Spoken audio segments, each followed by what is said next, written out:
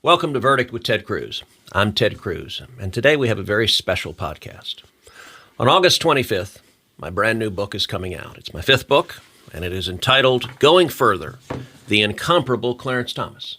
And this book does a couple of things. Number one, it tells the story of Justice Thomas, a truly extraordinary human being and extraordinary justice. It tells his life story, a journey that is unlike the journey of any other justice who has served on the Supreme Court. But it also takes up his 3 decades of jurisprudence and tries to explain it in a way that is accessible, a way that is understandable, a way that brings home why it matters for the court, why it matters for the Constitution, why it matters for the country. And today, what makes this podcast very special, and by the way, the book will be available August 25th. You can pre-order it. There's a special website for that called goingfurther.com, goingfurther.com. I would encourage you, go to the website, pre-order the book. And today's podcast is a very special one because our guest is none other than the incomparable Justice Clarence Thomas. Justice, welcome. Well, thank you. It's a little embarrassing to say be called incomparable. I've been called lots of things. Well, Thank you. I really appreciate your joining us. I think this is the first podcast you've ever done. I have no idea. I think so. I don't normally do any sort of, I don't do much media type thing, so, but you're you. I mean, I've known you now, 30 years? Yeah. And seen you through different phases in your life as a law clerk, hanging out in my chambers, as the SG of Texas, and now senator. So it's been a long journey, and also, it's also an opportunity to say you're one of the people who actually stands up, particularly at times when others seem to wither, and I appreciate it. And more personally, when my wife and I were under attack for obvious reasons, you and Mike Lee and some of the other friends would stand up, Senator Kennedy, et cetera.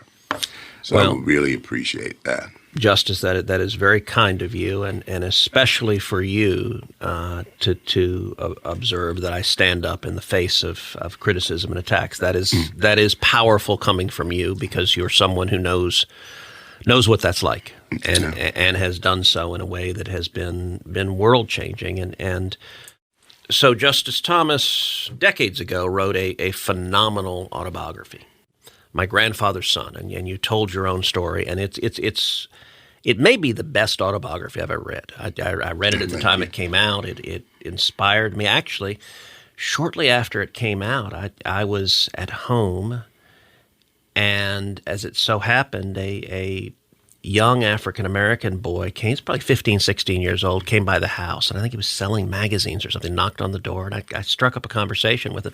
And I went and grabbed the book and gave it to him and said, look, you should read this. This, you may not have heard Justice Thomas's story and journey, but I hope this will inspire you. And I think for a lot of the folks who listen to the podcast or watch the podcast, and some people listen to it on their phones, others watch it on YouTube or Facebook, they know who you are, but they don't know your actual story. And it is, as I mentioned at the beginning, it is unlike any other justices on the court. So maybe we can just start with, tell us about growing up. You grew up in Pin Point, Georgia. What was it like growing up?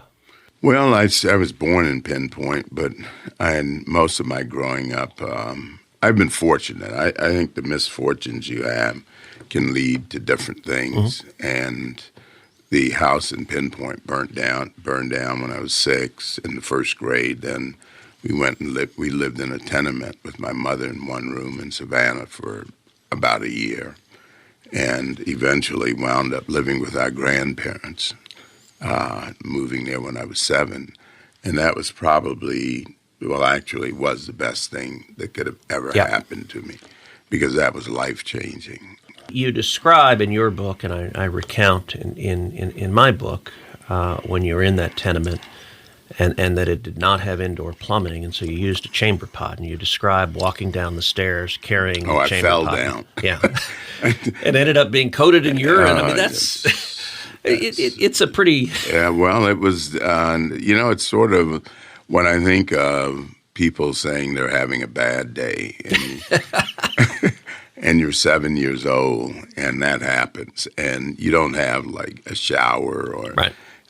The kind of a bathroom that people would normally have, you realize, I mean, to me, it defined a bad day.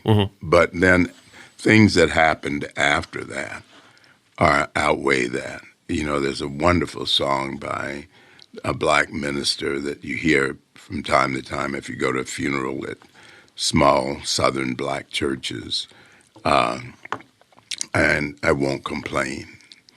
And, you can have all these bad things, this litany of bad things happen, and you can say, I won't complain, because it's outweighed by all the good things that have happened. And that's pretty much my life. And those good things began with my grandparents, and my grandfather was a Catholic convert, which was an oddity. Catholics were an oddity in Savannah. Black Catholics were really an oddity. And it was because of that we were educated at parochial schools with my Irish nuns. And those in combination, my grandparents, the neighborhood I grew up in, the nuns, Catholicism, forged a foundation that I've benefited from. Well, and your deep faith is integral to who you are as a man. I think who you are as a justice to your journey. Many people don't know you almost became a priest, and for a long time you thought that's what you wanted to do. Well, I think I would have been a priest had the bishops at the time or the leadership in the church been as firm and as had the resolve of the nuns. Yeah. During segregation and desegregation and civil rights movement, etc. My nuns were immovable. Interesting. As far as their propagation of the faith, their belief in us. They were the ones who planted the seed that in God's eyes, and you heard it at home too, we're all equal. That God made it, we were made in his image and likeness. And so were the nuns more willing to speak out about civil rights? They were in their way. Of course, they had a vow of chastity and poverty and obedience. So there's only so much, but they were adamant.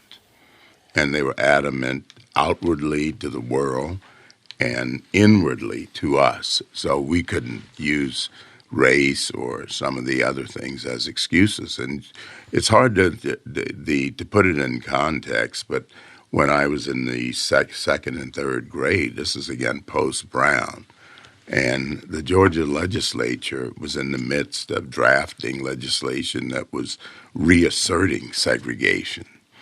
And so people... And for our listeners, Brown is Brown versus Board of Education, Right. which was a seminal Supreme Court decision, 1954, that overturned Plessy versus Ferguson. Plessy versus Ferguson, I think, is one of the most, in fact, almost everyone thinks is one of the most disgraceful decisions the courts has ever decided, where it embraced the doctrine of separate but equal, and Brown overturned it and ordered that schools be desegregated. And you were a student when this impacted your life. Well, I started the first grade in 1954. Yeah, but still, schools were still segregated. And when I went in do you remember as a little kid, like being a first grader, were you aware of Brown at the time? No. Brown had almost, you're a kid. Yeah. And school meant you got like a new pair of pants. And it was the first time I'd been to school. I went with my cousins to a little school called Haven Home School. But then when the house burned down, I moved to, there's a big difference between urban poverty and rural poverty. And rural, we were with relatives. We were always together.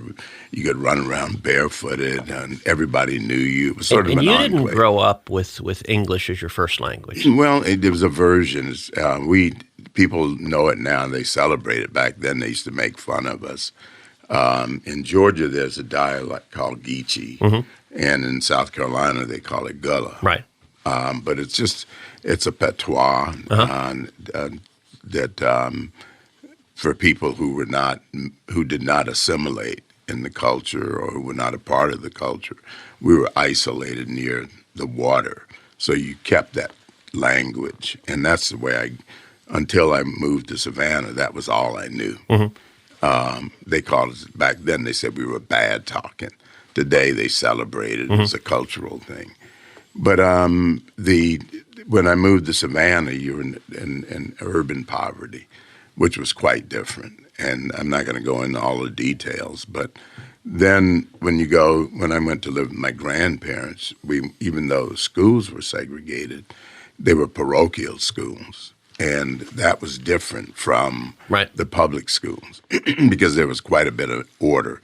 You wore a uniform, the bell rang a certain time, you said the Pledge of Allegiance in the schoolyard before you marched in. You had religion. You had catechism class was the first class. It was every unison, good morning, sister. There was a lot of order, and that's what my grandfather wanted. Now, I think anyone understanding your life has to start by understanding your grandfather. You were raised by your grandparents principally, and your grandfather, Myers Anderson, I think you would say was the most important man in your life. And tell us about your grandfather. Well, I mean, he was not only the most important. I think he's the greatest man I've known, and my grandmother is the greatest woman. They were, and that's what I mean when I say, look, you can look at the negative side of things, but the blessings are enormous. I mean, just think of the idea of living with those two people and being raised by them. And you can, after all these years, say that they are the two greatest people you've ever known. Well, and he instilled a lot of discipline in you. He was, I think, a hard man and a strong man. Yeah. Well, you're from Texas. Yeah. When you live a hard life, you have to be hard or you collapse. I mean, today we are inundated with fragile people. You are not permitted. I mean, you live in poverty and you have to figure things out. And he had a total of 9 months of education. My grandmother had 6 years, and those weren't 6 full years, 9 months. They knew how to make do with life. They knew how to make a way in the world without no education. So things that we have today, like education, freedom, etc., they prized, they dreamt about. They wanted us to have a chance to have those things. Well, and your grandparents prioritized education with you and reading in particular. That became an outlet for you as a boy. Well, they were absolute about education, but the other thing was work. He didn't believe in sports. That was foolishness. We didn't have time for that. We delivered fuel oil in the winter, and we farmed in the summer. On August 25th, my brand new book comes out, Going Further, the incomparable Clarence Thomas. It tells the story of Justice Thomas, one of the true American heroes, an incredible story. It's based on 9.5 hours of one-on-one exclusive interviews with Justice Thomas. You can pre-order it right now at the website goingfurther.com. Goingfurther.com. Click on the link now and pre-order the book today. You know, one story you told that stood out to me is that when you were delivering fuel oil, and there were times when it was really cold, your grandfather wouldn't let you wear gloves. No, he lost a finger on his right hand working, and he never really got too much into the details of it, but it must have involved a glove. Because he would not, I think he got caught in a chain or a winch or something, and it ripped it off about right above the first knuckle or below the first knuckle. And so he would make us work with no gloves. And for us, cold would be 40 degrees in Georgia. You felt like you were freezing. But he believed it was a way not to be harsh or anything like that. He thought safety. It was safer not to have gloves on. Now, you tell a story about being in Catholic high school, and one of the boys passing you a note about Martin Luther King. Tell us that story and how it impacted you. Well, that was only one student out of dozens, and there was one bad apple, and he wasn't there very long. But it was my first year in the seminary, and there were two of us, two blacks in the seminary. I was the only one in my class. I was a sophomore. There was a young man behind me in the ninth grade, and the note was, it was offensive, but it wasn't debilitating. And you consider the sender. Yeah. And it just said on the outside something like, I like Martin Luther King. And then you open it up and said dead on the inside, something like that. And it was, again, this is 1964, 65, a lot going on. And, I knew who it was. I know who it is. I'm not going to say who it was. But he left after a year or so. And that was that. But the rest of my classmates were and have been just phenomenal. I was treated better there in the minor seminary because, remember, we're at the beginning of desegregation. This is 1964. The next 2 years after my first year, I'd be the only black in that school. And I was treated very well. I was a really good student. I was treated fairly. The great thing about it was if you got a 95 in physics, you got a 95 in physics. Latin was the nemesis of most kids. I did very, very well at St. John Vianney Minor Seminaries, and I have zero complaints. It was, again, one of the benefits that I received in Savannah. I was treated, and I like to say this for obvious reasons, I was treated better there than I was at Yale. Well, and your time at Yale, in fact, you draw an analogy between two kinds of snakes, which I think is revealing. Well, I think most people who live in rural areas know the difference. My grandfather always used this analogy. And the difference between a rattlesnake and a moccasin, which we had both, and they were pretty big in Georgia, in South Georgia. A rattlesnake always warned you. And if you gave it time, it'll get out of your way. It'd leave you. You leave me alone, I'll leave you alone. A moccasin wouldn't warn you. And its attitude was, look, I was here first, and you're going to have a bad day, and I'm not moving.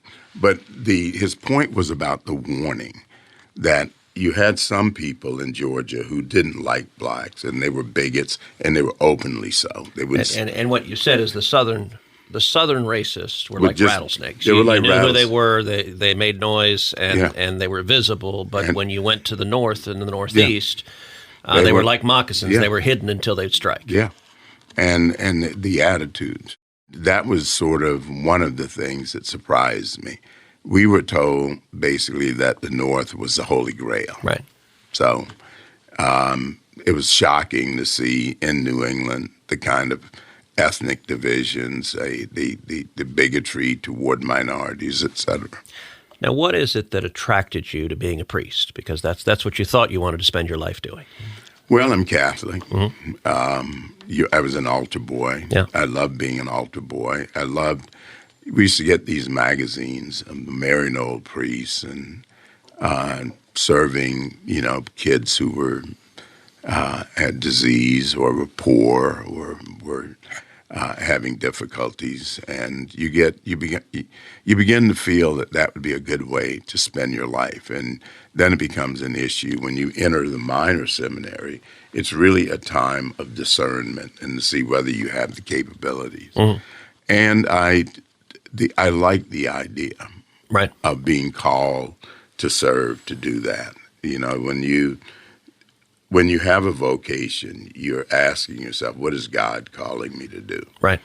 And that became actually, again, but for the weakness of the bishops, I think I'd be a priest today. Or not specific bishops, but the church itself seemed to be vacillating on the issue of race. And to me, the major wrong in the country, the major major contradiction in this country was the race issue. That you can place the importance of equality at the center of your founding documents. Right. And then you have this issue of slavery and its offshoots. Well, and the church was slow to recognize that. One point that I make many times is you look at Dr. King's letter from a Birmingham jail, and people forget to whom it is addressed. It's addressed to the clergy of America. He's writing to the leaders of the church saying, wake up and speak up. And my favorite portion of that letter, there's a group of senators, bipartisan senators, who regularly read that letter on the floor of the Senate. It's really powerful to read the words out loud. And there's a portion in it where he says the church should be a thermostat and not a thermometer. Yeah. That it should be changing society and not just reacting to what's around. And that's ultimately what led you to leave the seminary and say that you were not going to go down the path of being a priest. I think it was an overreaction. I think I was 19 years old. And when Dr. King was assassinated, that was a pivotal moment. I was in my first year in college in the seminary. I loved the Benedictines. I was there in Immaculate Conception Seminary in Missouri. I loved being there. The people, it was wonderful. But it was not there that things were difficult. It was the world around me. It was the church generally. Yeah. I thought that as a sort of a moral beacon, we should talk about the court, that we should have taken a leadership role in the church. All right, I want to take a second. I want to talk to you about a way that you can have a huge difference in the life of someone that desperately needs you right now. If you're going to change someone's life, you want to know it actually lasts. And that is one of the reasons why I want you to know about Compassion International. Now, they become one of the most trusted child development ministries in the world. Independent research shows children sponsored through Compassion stay in school longer. They're 40% more likely to graduate high school and 80% more likely to finish college. That's because sponsorship isn't just temporary relief. It's long-term investment through the local church, meeting physical needs while sharing the hope of Jesus. And for $43 a month, you can help shape a child's future. So do what I did. Sponsor a child today and have a real impact at compassion.com. That is compassion.com. Now, you went from the seminary to Holy Cross and then Yale Law School. A lot of people listening, I mean, they know you were one of the greatest conservative leaders to have ever lived, but as a young man, you were not in any way, shape, or form a conservative. Tell folks what your worldview was as a 19, 20, 21-year-old. Well, I think when you're 19 and you're angry, you're confused for the most part. I came from a very traditional background. In fact, as I went through that period, when I quit the seminary and returned home, my grandfather invited me to leave his house immediately. And so I've basically been on my own since then. And of course, as you're 19. And that was a hard moment for you. It was more than hard. Hard is an understatement. Yeah. And it was in that vein or in that posture that I wound up going to New England in sort of a negative posture. Right. And I think we react to our circumstances in certain ways. And I was reacting to the church's sort of not doing what it should be doing. I overreacted. I reacted as a 19-year-old, emotionally. And you were angry at the time. You were angry at God. You stopped going to Mass. Yes. I mean, there was... Well, I left the church completely. Yeah. And I think if I had it to do over, I wouldn't. I would not have left the church. Right. And I think it's a matter of, and this is the point my grandfather was making at the time. He said, you're throwing the baby out with the bathwater, that it is people not living up to what is right. That's the problem. not the underlying principles. So the church, the belief, the tenets of the church are not wrong. It's that the people are failing in living up to that. But at any rate, when you're young, you don't make those fine distinctions. So I think an easy way to deal with that, or a quick way, or to sort of respond when you're that age, is to find these sort of radical movements you participate in, you protest, you sort of let off steam, and you're angry, and you feel empowered by that anger. But then as time goes on, you take a step back and you start thinking about what you're doing. Probably, my grandfather asked me a question, and I've said this before. I would return home, and he would be upset with me, and he would say, after all his sacrifices, this is what I've become. And he would challenge me, because I'd say the country's racist and we need to destroy it and all that sort of thing. And he said, and when you destroy it, where are you going to go? That was always the unanswerable question. Yep. What country is better than this country with all its problems? To which I had no answer. So I think that's planted the seed of doubt from this. And as I grew older and more mature and thought about things, in fact, about the time I was at Yale and had participated in enough sort of demonstrations. Well, and you took part in a protest that became a riot in Harvard Square. Yeah, your alma mater. Yeah. I could have saved you trouble. That was sort of, I think that was the road to Damascus moment. That's the moment where you look into the abyss and it looks back. Well, you realize that it could have gone much worse for you. You could have been thrown in jail. You could have been expelled from school. Well, I couldn't answer why I was doing it.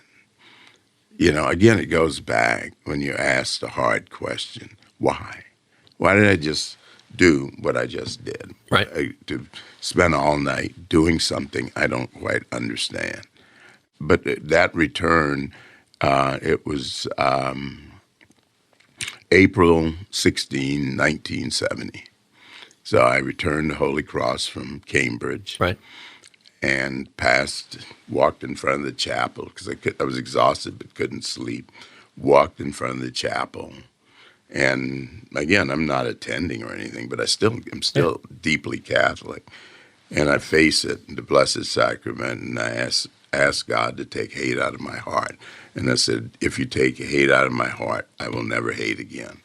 And that was the moment when you began to, for me, when I began to move in a more positive direction, when you begin to offload, it was like lancing a boil. And it was long, erratic. There was not a straight line. Yeah. But it was away from the thing that had consumed me. Well, and even when you were a left-wing radical, you could see glimmers of the man that Clarence Thomas would become. That in many ways, I think, was the wisdom your grandfather and your grandmother had imparted to you. But you could see the individualist. You have never liked to conform. Well, I don't like being told what to do. Yeah. I just think the nuns made it clear that when God created us, it was mind, soul, and body. And you don't just liberate the body. And you were responsible. You committed a sin. It wasn't because the devil didn't make you do it. You did it. Mm-hmm. You gave in. You made the decision. And you were responsible. And you didn't do your homework. You were responsible. Excuses didn't count. And my grandfather was that way. You were accountable. And that's similarly when it was my life. And I'm not talking about being a libertine or anything like that. It's more libertarian. Right. That you believe in liberty, and that means you have to take responsibility for it. And I really didn't like people saying, you have to do this, you have to do that. We had this saying that there are only two things I have to do, stay black and die. Yeah. And that was a retort to people who had these sort of requirements for us, these mandates for us because of our skin color. And the thing that's really kind of interesting, it wasn't until later on that people began to say that when I came to this town, one of the greatest difficulties, if you think about it, was that there were those who thought that I should think a certain way. Yeah. And the difficulty has been that they said that, oh, you're confused. Well, I'm not confused. You're confused. You confuse me with someone who's been in indentured servitude or something. But at any rate, they think that here's the way you're supposed to think. Again, here's your skin color. There's this kind of deterministic view that you're supposed to think this because we say so. And I, of course, declined that invitation. And so now that means it's something that I'm a walking contradiction because I've deviated from their perception of what I should think. Explain to me how that is different. Here's what I've asked people. I said, when I was a kid, the Savannah Public Library was segregated. I said, do you think it was right that the Savannah Public Library was segregated? Oh, no, you should have been able to go in. I said, what if they allowed me in but said I couldn't go to certain floors? That would be wrong. I said, what if they said you couldn't go to certain stacks? Well, that would be wrong. What if they had certain books marked that were off limits to me? That would be wrong. Then my question is, why is it then that you have a problem with me embracing certain ideas in certain books? What's the difference? Of course, that's unanswerable. In fact, if I would prefer not to go in the building to not being able to embrace the ideas that I find that I agree with or that are important. Well, by any measure, one of your greatest legacies on the court, and there are many, but has been on race, and you have been a clarion voice in your entire tenure on the court for the principle that the Constitution does not allow racial distinctions, does not allow racial discrimination. The Constitution is colorblind and protects everyone. You know, it's interesting as you tell the story or the analogy of the library and then the stacks and the books that you might not be allowed to read. One story you have told is as a young man, I think in law school, somebody gave you a copy of a book by Thomas Sowell, and you started to read it and threw it in the trash and said, if I remember right, that no black man can think this way. Yeah. That was Black Education, Myths and Tragedies, I think, that one of his early books, and he laughs about it. Then, of course, he sent me a copy just to make sure I had it. But then after law school, I was working in Jeff City. It's one of those Hobson's choices. That's how I wound up there. The only job offer I had, but it's the best job I've ever had. But all the fancy law firms wouldn't give you an offer. You came out of Yale Law School, did really well in law school. Doesn't matter. And I always tell them now when I see them, they're the reason I'm on the court, because but for them, I'd be a tax lawyer someplace. And they're woke now, but they were fast asleep when I got out of school. So anyway, God works in mysterious ways. I wind up in Jeff City. And so you're working for Jack Danforth, who was the Attorney General in Missouri. Absolutely wonderful, man. And your classmates were asking, what are you doing going to work for a Republican? Yeah. And he was the only one who would give you a job. He was the only one who gave me a job. I mean, I had trouble with that. I mean, I was dying. Remember, I just voted for McGovern. Yeah. You know, and I thought he was too conservative. So you can see ideologically where I was. But I go to work for him, best job I've ever had. Well, and you said when you came in, you said, look, I don't want to work on matters of race. I don't want to be treated differently than anyone else. And you joked that he took you very seriously. Yeah, and he ignored all of us. Justice Clarence Thomas's epic journey. From poverty in Georgia, through faith, anger, and an extraordinary intellectual transformation. would ultimately take him to the highest court in the land. In Part 2 of the special edition of Verdict, Justice Thomas takes us inside the Supreme Court and shares how he approaches the Constitution, precedent, individual liberty, and the responsibility that comes with a lifetime appointment to the court. That conversation continues in Part 2 of Verdict with Ted Cruz.